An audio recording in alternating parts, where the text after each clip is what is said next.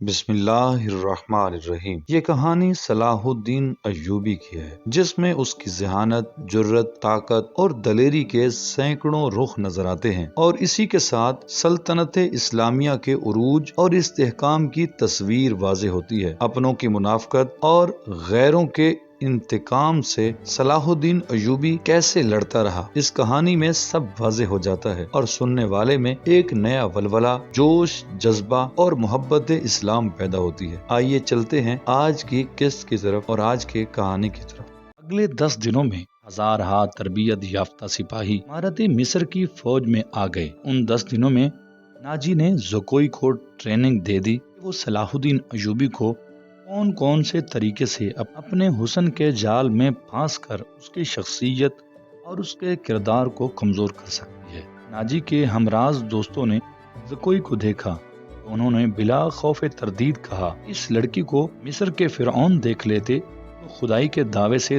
دستبردار ہو جاتے۔ ناجی کا جاسوسی کا اپنا نظام تھا، بہت تیز اور دلیر۔ وہ معلوم کر چکا تھا کہ علی بن سفیان صلاح الدین ایوبی کا خصوصی مشیر ہے اور عرب کا مانا ہوا سراغ رساں۔ اس نے علی کے پیچھے اپنے جاسوس چھوڑ دیے تھے اور اس نے علی کو قتل کرا دینے کا منصوبہ بھی بنا لیا تھا۔ کوئی کو ناجی نے صلاح الدین ایوبی کو اپنے دام میں پھانسنے کے لیے تیار کیا تھا، لیکن وہ محسوس نہ کر سکا کہ مراکش کی رہنے والی یہ لڑکی اس کے اپنے اعصاب پر سوار ہو گئی ہے۔ صرف شکل و صورت کی ہی دلکش نہیں تھی، اس کی باتوں میں ایسا جادو تھا۔ ناجی اسے پاس بیٹھا کر اس کے ساتھ باتیں ہی کرتا رہتا تھا۔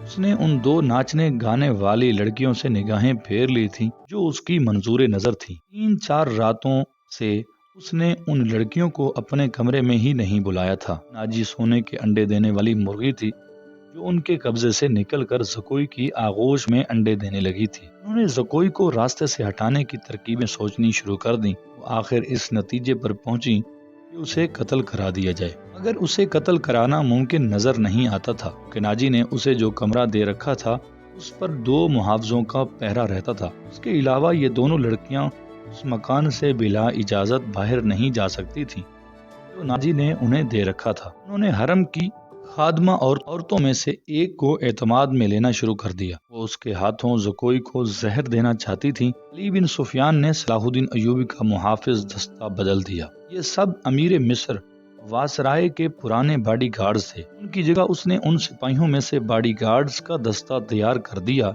جو نئی بھرتی میں آئے تھے۔ یہ جنبازوں کا منتخب کردہ دستہ تھا جو سپاہ گری میں بھی طاق تھا اور جذبے کے لحاظ سے بھی اس کا ہر سپاہی مرد حر تھا۔ ناجی کو یہ بات بالکل پسند نہیں تھی، لیکن اس نے صلاح الدین ایوبی کے سامنے اس تبدیلی کے بے حد تعریف کی اور اس کے ساتھ ہی درخواست کی صلاح الدین ایوبی اس کی دعوت قبول کر لے۔ ایوبی نے اسے جواب دیا کہ وہ 1-8 دن میں اسے بتائے گا کہ وہ کب دعوت قبول کر سکے گا۔ اس کے جانے کے بعد صلاح الدین ایوبی نے علی بن سفیان سے مشورہ لیا کہ وہ دعوت پر کب جائے۔ علی نے اسے مشورہ دیا اب وہ کسی بھی روز دعوت قبول کر لے۔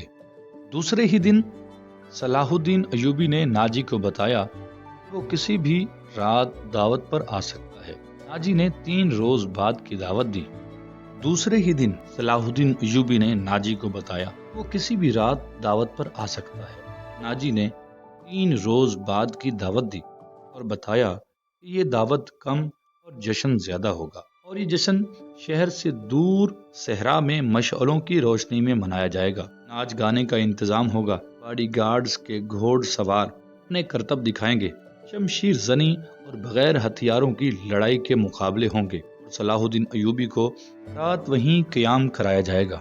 رہائش کے لیے خیمے نصب ہوں گے۔ صلاح الدین ایوبی پروگرام کی تفصیل سنتا رہا۔ اس نے ناچ گانے پر بھی اعتراض نہ کیا۔ ناجی نے ڈرتے جھجکتے کہا، فوج کے بیشتر سپاہی جو مسلمان نہیں یا جو ابھی نیم مسلم ہیں کبھی کبھی شراب پیتے ہیں۔ وہ شراب کے عادی نہیں، وہ اجازت چاہتے ہیں کہ جشن میں انہیں شراب پینے کی اجازت دی جائے۔ آپ ان کے کمانڈر ہیں؟ صلاح الدین ایوبی نے کہا، آپ چاہیں تو انہیں اجازت دے دیں، نہ دینا چاہیں تو میں آپ پر اپنا حکم نہیں چلاؤں گا۔ امیر مصر کا اقبال بلند ہو۔ ناجی نے غلاموں کی طرح کہا، میں کون ہوتا ہوں اس کام کی اجازت دینے والا جس کو آپ سخت ناپسند کرتے ہیں؟ انہیں اجازت دے دیں، جشن کی رات